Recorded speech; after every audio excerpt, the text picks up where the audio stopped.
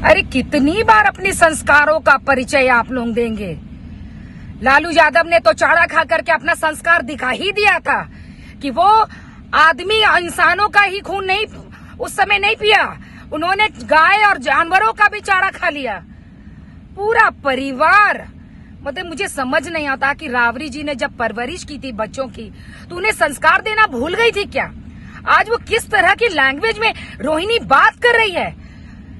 तुम्हारा बाप है कि नहीं, तुम्हारी माँ है कि नहीं, तुम्हारे बच्चे भी पड़ोसी के हैं। छी छी, दुर्भाग्य है कि आज आप बाहर से आकर के यहाँ से लैंड तो आपको करवा दिया गया, लेकिन बिहार में रहने वाले लोगों की तरह आपका संस्कार नहीं है। लालू यादव और उनका परिवार अपने बच्चों को कभी संस्कार न दिया था और न अब भी देने का काम कर रहा है। किस तरीके से हल्के लफ्जों में बात कर रही हैं, जैसे कोई अनपढ़ जाहिल आदमी होता है जिस तरीके से कोई बात करता है। अरे लेमैन भी 4 बार सोचता है मुझे कि किस तरह से अगले से बात करना है।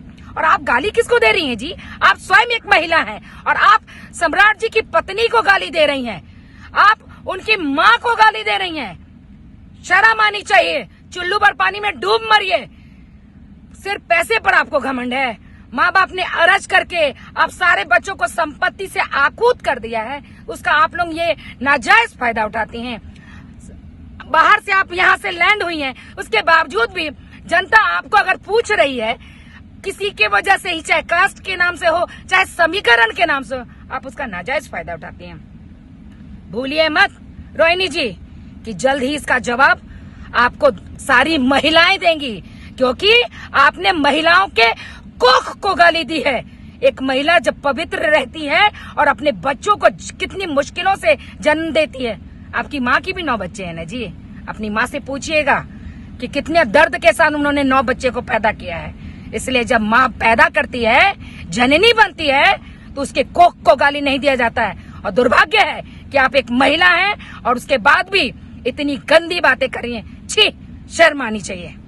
माँ का आशीर्वाद लेके एक बेटा निकला है चुनाव लड़ने के लिए। चुनाव में लड़ रहा हूँ, पीछे हटने का कोई सवाल ही नहीं उठता है। जो आशीर्वाद मिल रहा है वो आशीर्वाद पाके मेरा मनोबल और बढ़ गया है और मैं गदगद हूँ सर। तो जब आप सुन रहा हूँ कि मोदी जी 100 बात की एक बात, एक कलाकार के नाते मैं यही बोलूंगा कि ध्यान ना देवा विकास के काम पर, ध्यान ना देवा विकास के काम पर, तो कब ले जिताई जनता मोदी जी के नाम पर। हम लोकल बनी तो ये हमारा फर्ज बनता है कि हम अपने जनता का दुख देखें, उसके सुख में शामिल हो, उसके दुख में शामिल हो। पवन तो पवन है ये है, बट ये भी एक बात है, कलाकार की कोई जाति नहीं होती है। खेसारी लाल यादव मेरा छोटा भाई है और मैं अपने भाई को बुलाऊंगा और मेरा भाई आएगा। चलिए चुनाव लड़ते ही ना हो भैया। और नामांकन हमारा 9 तारीख के बाद, 9 तारीख को मेरा नामांकन है। और रही बात हस्ती की, तो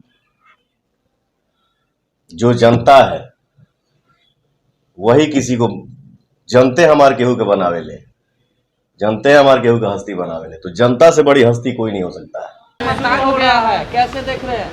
एकदम लोकतंत्र का महापर्व है और इस लोकतंत्र में संविधान को जिस तरह नरेंद्र मोदी की सरकार ने 10 साल से बचा के रखा है और आगे भी बचा के रखेगा, और अधिक से अधिक लोग निकलकर वोट करें और देश को श्रेष्ठ बनाने में सहयोग। प्रधानमंत्री के आगमन पर 10 सवाल तेजस्वी यादव ने फिर से पूछा है। देखिए, स्वाभाविक है, कोई काम है नहीं, ट्विटर पे ही काम है। इन लोगों को जनता में कोई काम इन लोगों ने किया नहीं है। लालू प्रसाद जी बार बार कहते हैं संविधान खतरे में। एक जानना तो चाहते हैं कि 10 साल से मोदी सरकार है, संविधान कहाँ खतरे में है? आरक्षण बढ़ाने का काम किया गया, आरक्षण लोगों को देने का काम, और आरक्षण विरोधी कोई है तो वो लालू प्रसाद का परिवार है। सम्राट जी नकारात्मक बात करते हैं प्रधानमंत्री। आ रहा है अभी तक उसमें पोलिंग काफ़ी अच्छा जा रहा है और जिनसे भी लोग बात कर रहे हैं वो बोल रहे हैं कि विकास के नाम पर, डेवलपमेंट के नाम पर, स्टेबिलिटी के नाम पर, डबल इंजन सरकार के नाम पर लोग वोट कर रहे हैं। तो तो ओवरऑल तो बहुत अच्छा रिपोर्ट सब जगह से है, लेकिन फाइनल जब शाम में पूरा पोलिंग हो जाएगा तब आपको फाइनल इस पर कुछ हम लोग brief प्रधानमंत्री के आगमन पर तेजस्वी यादव ने 10 सवाल पूछे हैं। लगातार हमला कर रहे हैं। नौकरी उनका रोजगार काम ही जैसे है मुद्दों हमला पर करना, अपनी बात बताना चाहिए। रोजगार पर बोलते हैं, और आज मैं फिर स्पष्ट कर देता हूँ आप लोगों के बीच में कि शिक्षा में जो बहाली हुई टीचर की, जो शिक्षा मंत्री थे ऑफिस नहीं जाते थे 2 महीना, वो ऑफिस नहीं गए इसलिए बहाली हो पाई। कोई रोल उनका नहीं है, फाइल पर दस्तखत उनका नहीं है शिक्षा मंत्री का, तो ऑफिस ही नहीं जाते थे, वो खिलाफ थे बहाली के। मुख्यमंत्री का था कि बीपीएससी से बहाली करेंगे, ये लोग फिर गड़बड़ नहीं कर दे टीचर बहाली में। तो मुख्यमंत्री ने बीपीएससी से बहाली करवाई। अब मुख्यमंत्री जी का साइन है, शिक्षा मंत्री का साइन नहीं है उस फाइल पर जो टीचर की बहाली हुई, जो पहले से तय था। पहली बात तो ये।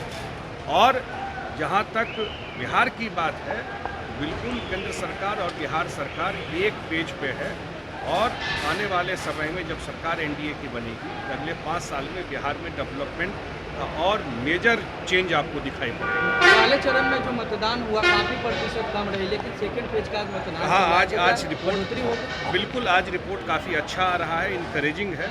हमको लगता है काफ़ी गर्मी थी, वो भी एक फैक्टर होगा, लेकिन इस बार से लोग जो काफ़ी संख्या में निकल रहे हैं, खास करके जो रिपोर्ट आ रहा है, महिलाएं बड़ी संख्या में निकल रही हैं, बहुत बड़ी संख्या में निकल रही है। इसका इंडिकेशन आप समझ सकते हैं जो क्या हो रहा है।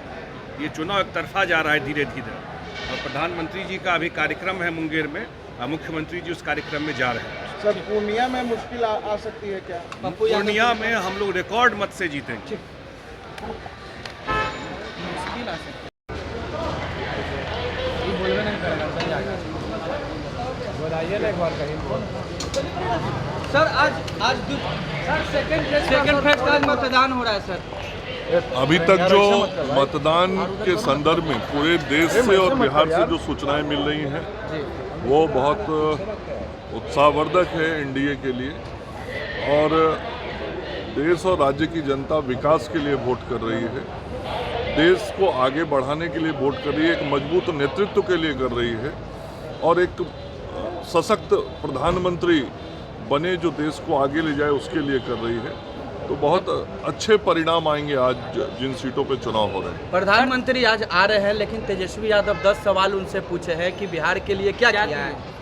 उनको जवाब देना चाहिए कि उनके माता पिताजी के राज में 15 साल में क्या हुआ था, वो तो बोलते नहीं हैं। बिहार कहाँ था वो तो उनको मालूम नहीं है, और मालूम करने की कोशिश भी नहीं करते हैं। और उनके परिवार के कारण बिहार कितना बर्बाद हुआ इसका जवाब उनको देना चाहिए। उनके परिवार के कारण बिहार में गुंडों का राज कैसे स्थापित हुआ ये जवाब देना चाहिए। उनके परिवार के कारण अपराधियों के मनोबल कैसे बढ़े, और आज भी बढ़ा रहे हैं।